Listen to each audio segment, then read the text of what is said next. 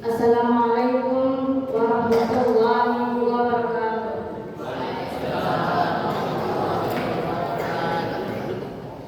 Alhamdulillahirabbil alamin.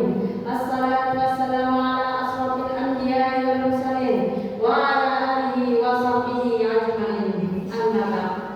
Segala puji bagi Allah Subhanahu wa taala yang telah melimpah curahkan rahmat, taufik dan hidayah kepada kita semua sehingga kita dapat berkumpul di majelis ilmu yang dimuliakan Allah Subhanahu wa taala ini. Salam beriring salam selalu tercurahkan kepada baginda Nabi Muhammad sallallahu alaihi wasallam, pada keluarga beliau, sahabat beliau hingga akhir zaman. Para hadirin yang dirahmati oleh Allah Subhanahu wa taala, salah satu kaidah yang sangat agung di dalam syariat Islam yang mulia ini bahwasanya Allah Subhanahu wa taala dan Rasulnya sallallahu alaihi wasallam tidak melarang suatu perbuatan kecuali dalam perbuatan tersebut terdapat banyak maslahat yang besar.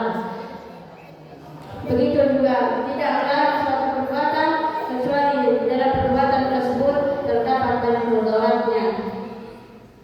Salah satu di antaranya Allah Subhanahu wa taala mengharamkan perbuatan zina karena dalam perbuatan zina terdapat banyak keburukan dan kerusakannya. Allah Subhanahu wa taala berfirman, "Wala taqrabuz zina innahu kana fahisatan wa sa'a sabila."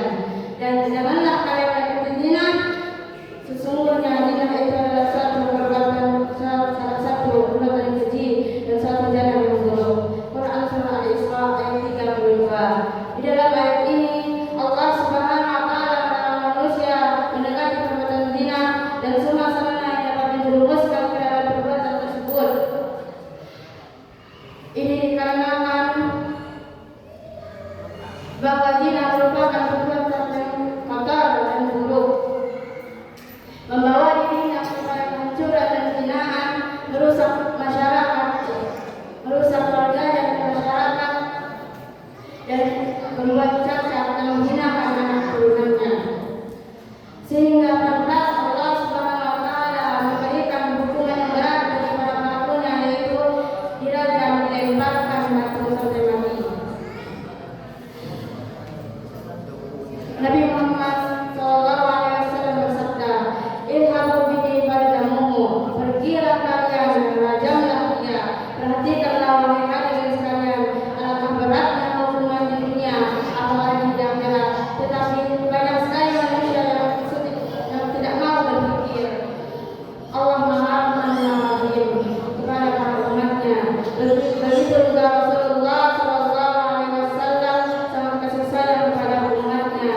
Oleh karena itu Allah Subhanahu wa taala mencegah umatnya dari segala perantara sarana yang bisa membawa seorang ke dalam perbuatan tersebut. Salah satunya ialah Allah Subhanahu wa taala melarang manusia untuk mengubarkan pandangannya kepada wanita yang mahram, dan sebaliknya Allah Subhanahu wa taala menyuruh hambanya untuk menundukkan pandangannya.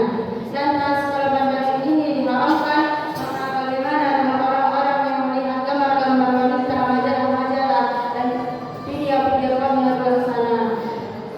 Tentu ini akan membangkitkan syahwat seseorang, dan perbuatan ini lebih diharamkan oleh Allah Subhanahu wa taala. Kedua, Islam melarang syahwat, yaitu berdua-duaan antara wanita dan pria yang mahram. Ketiga, Islam melarang wanita memperlihatkan auratnya. Seorang wanita yang memperlihatkan auratnya kemudian dia berjalan di hadapan pria, tentu ini akan menimbulkan fitnah dan akan menjerumuskan seorang ke dalam perbuatan dosa dan akan menimbulkan rasa ingin melakukan perbuatan zina. Berapa banyak para wanita yang tidak mau mengikuti petunjuk Allah Subhanahu wa taala, maka mereka lebih senang mengikuti gaya-gaya orang kafir, wanita-wanita yang fajir, jauh dari petunjuk Allah Subhanahu wa taala.